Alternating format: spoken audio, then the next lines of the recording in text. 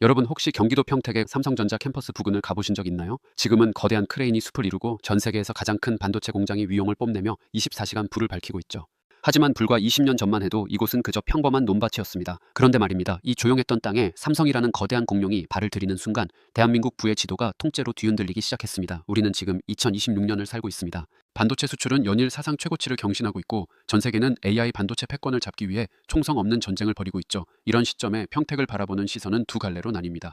이미 오를 대로 올랐다, 끝물이다 라는 비관론과 아니다, 이제 시작이다, 제2의 강남이 될 것이다 라는 낙관론이 팽팽하게 맞서고 있죠. 대한민국 경제사에는 평택과 너무나도 닮은 꼴인 두 도시가 있습니다. 바로 70년대의 구미와 80년대의 울산입니다. 국가의 명운을 건 전략산업이 특정 지역에 투입되었을 때 그 지역의 집값과 운명이 어떻게 바뀌었는지, 그리고 그 영광의 끝은 어떠했는지 우리는 이미 알고 있습니다. 1970년대 후반 아무것도 없던 낙동강 변 구미 벌판에 전자산업 단지가 들어서던 그 순간을요, 혹은 정주영 회장이 백사장 사진 한 장 들고 울산에 조선소를 짓겠다고 선언했던 그 무모했던 시절을 말입니다. 그때 그 현장을 지켜보며 에이 저런 시골 구석에 뭐가 되겠어 라며 비웃었던 사람들과 이건 국가의 돈줄이 바뀌는 신호다 라며 전 재산을 걸었던 사람들의 운명은 어떻게 갈렸을까요?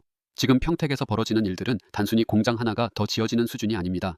이건 대한민국 경제의 심장이 경기도 남부로 완전히 옮겨가는 거대한 혈맥의 이동입니다. 서울로 치면 말죽거리가 압구정이 되던 그 폭발적인 에너지의 재현이죠. 오늘 이 시간 50년 전 구미의 탄생과 울산의 전성기, 그리고 지금의 평택을 관통하는 소름 돋는 평행이론을 파헤쳐 보겠습니다. 어쩌면 오늘 이야기는 여러분이 퇴근길에 꿈꾸는 인생 역전의 기회가 어디에 숨어 있는지 알려주는 가장 현실적인 지도가 될 것입니다.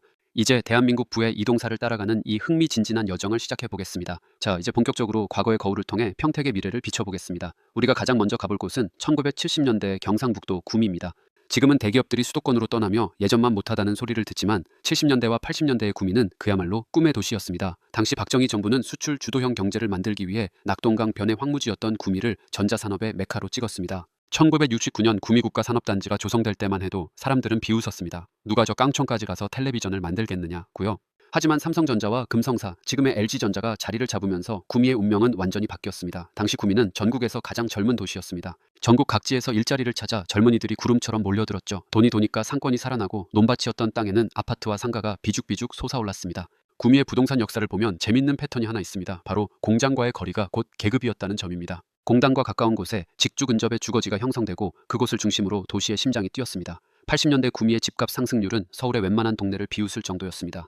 이것이 바로 우리가 주목해야 할 앵커 기업 기반의 도시 성장 첫 번째 패턴입니다. 그 다음으로 우리가 살펴볼 곳은 울산입니다. 울산은 구미보다 더 압도적인 화력을 보여준 도시죠. 1962년 울산공업지구 설정 이후 정주영 회장의 현대그룹이 이곳에 터를 잡으면서 울산은 대한민국 중화학공업의 심장이 되었습니다. 조선, 자동차, 석유화학까지 대한민국이 수출해서 번 달러의 절반이 울산에서 나온다는 말이 과언이 아니던 시절이 있었습니다. 울산의 패턴은 구미보다 한 단계 더 진화한 형태였습니다. 바로 고임금 노동자들이 만드는 강력한 소비 권력이었죠. 현대자동차나 현대중공업에 다니는 현대맨들이 울산의 소비를 주도했고 이는 곧바로 부동산 가격의 폭발적인 상승으로 이어졌습니다. 울산 남구의 집값은 지방이라는 한계를 비웃기라도 하듯 고공행진을 이어갔습니다. 울산은 우리에게 아주 중요한 교훈을 줍니다. 일자리의 양보다 중요한 것은 일자리의 질이다 라는 사실 말이죠. 자, 그럼 이제 다시 2026년의 평택으로 돌아와 봅시다. 여러분은 평택을 보면서 구미와 울산 중 어떤 도시가 떠오르시나요? 사실 평택은 이 두 도시의 장점을 합쳐놓은 데다 과거에는 없던 치트키까지 하나 더 쥐고 있습니다. 그 치트키가 뭐냐고요? 바로 서울 접근성입니다. 구미와 울산은 산업적으로는 훌륭했지만 서울과 너무 멀었습니다. 하지만 평택은 다릅니다. SRT와 GTX라는 거대한 교통혁명이 평택을 사실상 서울 생활권으로 묶어버렸습니다. 삼성전자가 평택 고덕에 짓고 있는 반도체 라인을 보세요. 축구장 400개를 합친 것보다 큰 부지에 총 6개의 라인이 들어섭니다. 이건 단순한 공장이 아닙니다. 전 세계 AI 반도체 공급망의 핵심 기지이자 수만 명의 고액 연봉자가 상주하는 거대 경제 생태계입니다. 과거 구미의 전자산업이 TV와 냉장고를 만들었다면 평택은 21세기의 석유라고 불리는 반도체를 만듭니다. 울산의 현대맨들이 도시를 먹여 살렸다면 이제는 삼성전자의 엔지니어들이 평택의 부동산과 상권을 떠받치는 구조입니다. 여기서 소름 돋는 평행이론 하나를 더 말씀드려 볼까요? 70년대 구미에 공장이 들어설 때와 지금 평택의 모습에서 가장 닮은 점은 인프라의 확장 속도입니다. 도시가 먼저 생기고 공장이 들어오는 게 아닙니다. 공장이 생기니까 길을 닫고 기차를 놓고 학교를 짓습니다. 과거 지하철 1호선이 개통될 때 주변 집값이 어떻게 요동쳤는지 기억하시나요? 지금 평택의 GTX 노선 발표와 삼성 캠퍼스 확장은 70년대 경부고속도로 개통과 강남 개발을 합쳐놓은 것과 같은 파괴력을 가집니다. 하지만 여기서 우리가 냉정하게 짚어봐야 할 부분이 있습니다. 구미와 울산은 지금 예전 같지 않은데 평택도 그렇게 되는 거 아니야? 라는 걱정이죠. 맞습니다. 산업에는 사이클이 있고 기술은 영원하지 않습니다. 구미가 흔들린 건 주력 산업이 중국에 밀리고 생산 기지가 베트남으로 떠났기 때문입니다. 울산 역시 조선업의 위기와 자동차 산업의 패러다임 변화 속에서 진통을 겪었죠. 그렇다면 평택의 반도체는 어떨까요? 여기서 우리는 산업의 해자를 봐야 합니다. 반도체, 특히 삼성전자가 평택에서 생산하는 첨단 공정은 베트남이나 인도로 쉽게 옮길 수 있는 성격이 아닙니다. 막대한 자본과 고도의 기술 인력이 집약된 산업이기 때문이죠. 또한 과거의 도시들이 특정 기업 하나에만 목을 맸다면 지금의 평택은 반도체를 중심으로 수많은 소부장, 소재, 부품, 장비, 기업들이 함께 들어서는 클러스터를 형성하고 있습니다. 이건 쉽게 무너지지 않는 성벽을 쌓고 있는 것과 같습니다. 우리가 부동산 투자를 하거나 미래를 설계할 때 가장 경계해야 할 단어가 뭔지 아십니까? 바로 이번엔 다르다라는 말입니다. 하지만 역설적으로 역사는 반복된다라는 말은 늘 진리에 가까웠습니다. 70년대에 구미 땅을 샀던 사람들도 80년대에 울산의 성장을 믿었던 사람들도 결국 그 시대의 흐름을 읽은 승리자들이었습니다. 지금 평택에서 벌어지는 일들은 대한민국 경제의 무게중심이 남하하고 있다는 아주 강력한 신호입니다. 물론 평택도 위기는 올 수 있습니다. 반도체 경기가 꺾이거나 공급 과잉 이슈가 터질 수도 있겠죠. 하지만 도시의 근간이 되는 앵커 산업의 힘은 그런 단기적인 파도를 이겨낼 만큼 강력합니다. 구미와 울산의 50년사를 통해 우리가 배운 것은 국가가 밀어주고 대기업이 돈을 쏟아붓는 곳에는 반드시 돈의 길이 열린다는 사실입니다. 자, 이제 이 두 도시의 패턴을 평택에 대입해 보았을 때 우리는 어떤 결론을 내릴 수 있을까요? 평택은 단순히 구미와 울산의 뒤를 잇는 도시가 아닙니다. 그들의 성공 공식을 흡수하고 수도권이라는 지리적 이점을 더해 새로운 형태의 슈퍼산업 도시로 진화하고 있습니다.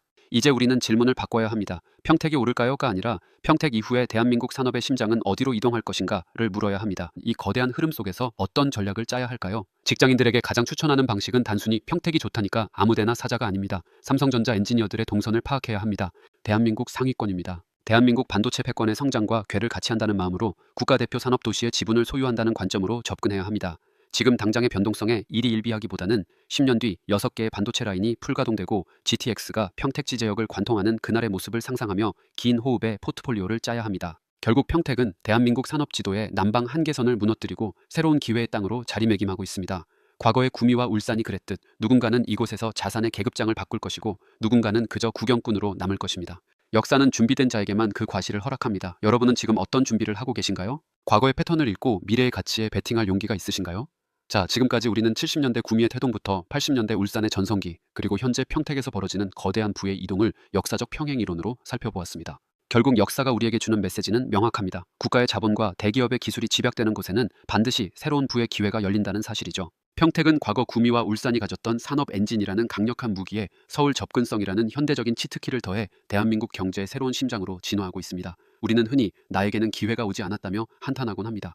하지만 50년 전 구미 벌판을 보며 코웃음 쳤던 사람들도 40년 전 울산의 모래사장을 보며 비웃었던 사람들도 우리와 똑같은 평범한 사람들이었습니다. 그들과 승리자의 차이는 딱 하나였습니다. 눈앞의 먼지가 아닌 그 뒤에 숨겨진 역사적 패턴을 읽어낼 줄 아는 안목이 있었느냐는 것이죠. 지금 평택에서 벌어지는 일들은 단순한 부동산 투기나 일시적인 열풍이 아닙니다. 이것은 대한민국 산업의 패권이 경남권에서 경부 라인의 남쪽 끝으로 이동하는 거대한 지각 변동의 한 장면입니다. 물론 단기적인 공급 과잉이나 경기 변동이라는 파도는 언제든 닥칠 수 있습니다. 하지만 100년의 데이터가 말해주듯 본질적인 가치를 지닌 입지는 결국 시간이라는 거름망을 거쳐 빛을 발하게 되어 있습니다. 여러분이 지금 흘리고 있는 땀방울이 미래의 자산으로 결실을 맺으려면 대중의 공포나 광기에 휩쓸리지 않는 자신만의 기준이 필요합니다. 과거의 구미와 울산이 그랬듯 평택 역시 누군가에게는 일생일대의 도약대가 될 것이고 누군가에게는 그저 스쳐 지나가는 뉴스 한 줄이 될 것입니다. 여러분은 어떤 선택을 하시겠습니까?